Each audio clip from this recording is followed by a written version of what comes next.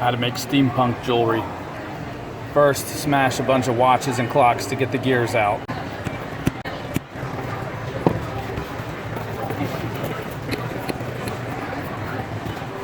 Try to remove as many of the nuts, bolts, and washers from your appliances as you can because they have extras and you don't really need them all.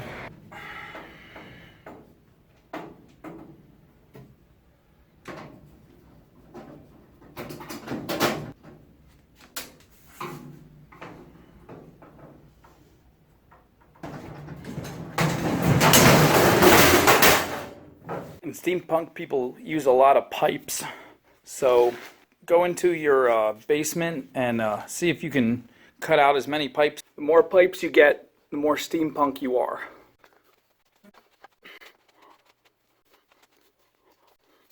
So steampunk. Steampunk scarf. You're gonna need steam.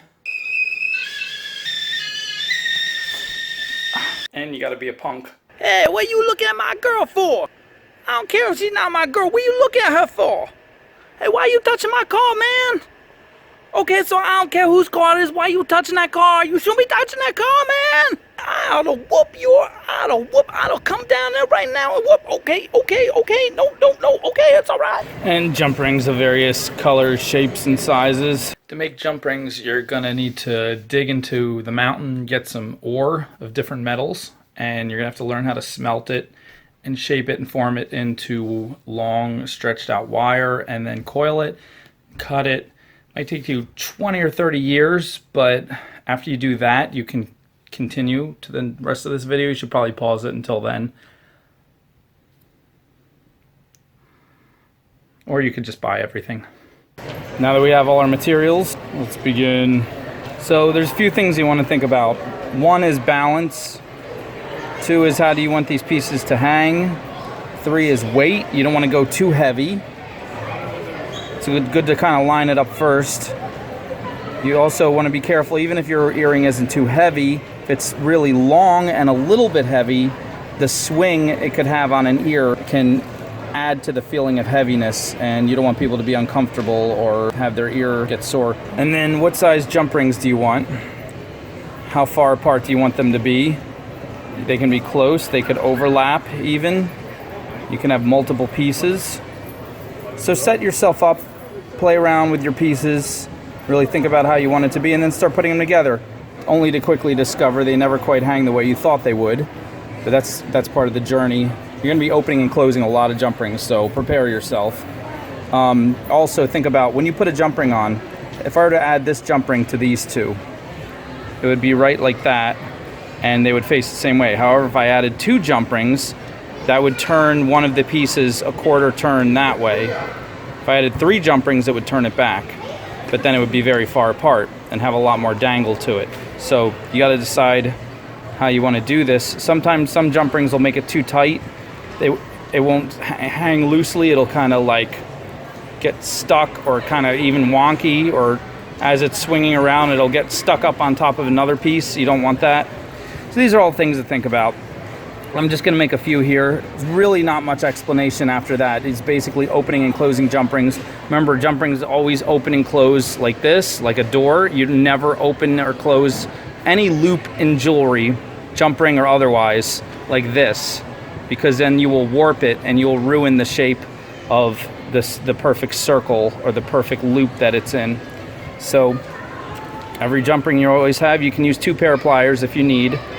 I'm going to do 1 pair with my fingernail, but basically always open it sideways and close it sideways. And when you close it, give it a little wiggle, kind of push it together, and then make sure that the 2 ends line up as closely as you can so there's almost no scratch. And if you do it really well, you almost lose the part where you can actually see the separation. It'll just look like one complete ring. So let's put some of these together now. Also, don't worry about color.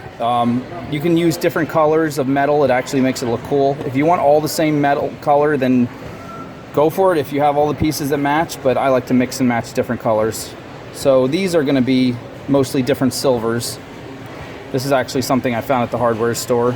I'm not sure what it does. I think it's some kind of sprocket for intergalactic space travel.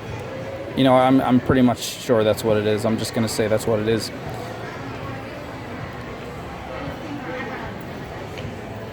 Your earring hook will often have a very tiny loop, and it may not fit in your top piece, which would be nice if it just fit right in. Don't try to squeeze it and force it, because then you have a piece that might get stuck and won't dangle, or you might just break it. Instead, try adding 2 little jump rings. Why not 1 jump ring? Well, if you add 1 jump ring, it's going to turn sideways, and then your entire piece sticking out of someone's ear is going to look like that, instead of like that, where you see the whole front of it. So I have seen people, they'll take this loop right like this and they'll actually turn it a quarter turn to make up for that. So then you only need 1 jump ring. Be careful, because again, these, depending what they're made of, these earring hook pieces break pretty easily if you bend them too much. They're definitely not copper, some other kind of base metal. There you go. So I added a medium-sized jump ring, a small jump ring, and then the earring hook. And that way, when all is said and done, this piece will hang about like that. Like that. Of course, it's going to spin all around, which is also fun.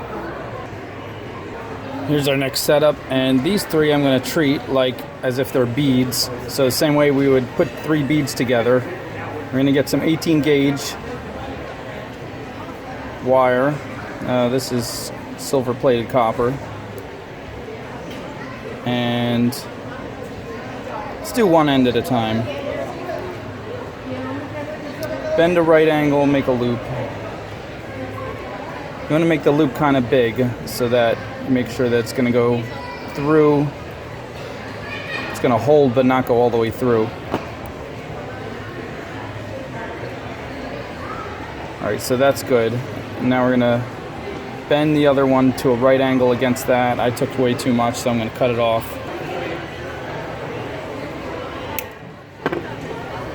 And then with our round nose pliers, roll, reposition, roll, roll. I'm going to try to make a big loop. And we want it to go right in there. And you play around with it, but you should get it right like that so they don't move up and down. They're pretty solid. And then we could just do jump ring, and we're good for that one.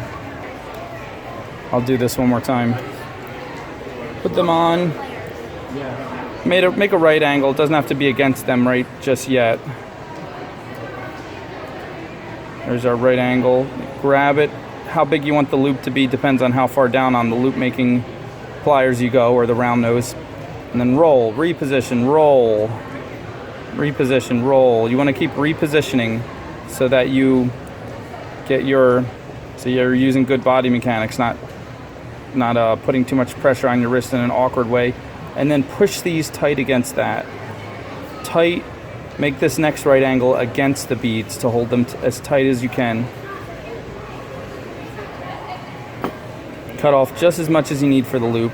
Again, you're going to make mistakes in the beginning. You might have to redo it, or you might have to cut it a few times.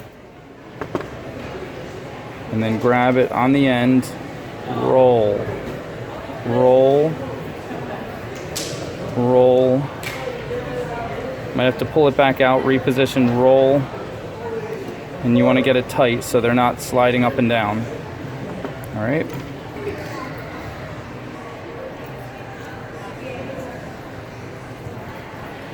I did these 2 different ways to show you the variety that you can do, all the different options you have.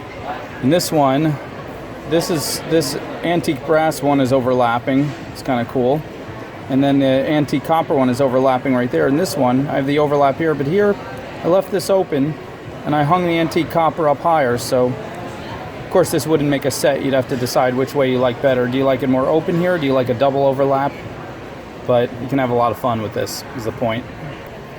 You can double and triple and quadruple these washers. Just make sure you don't get it too heavy for the ear.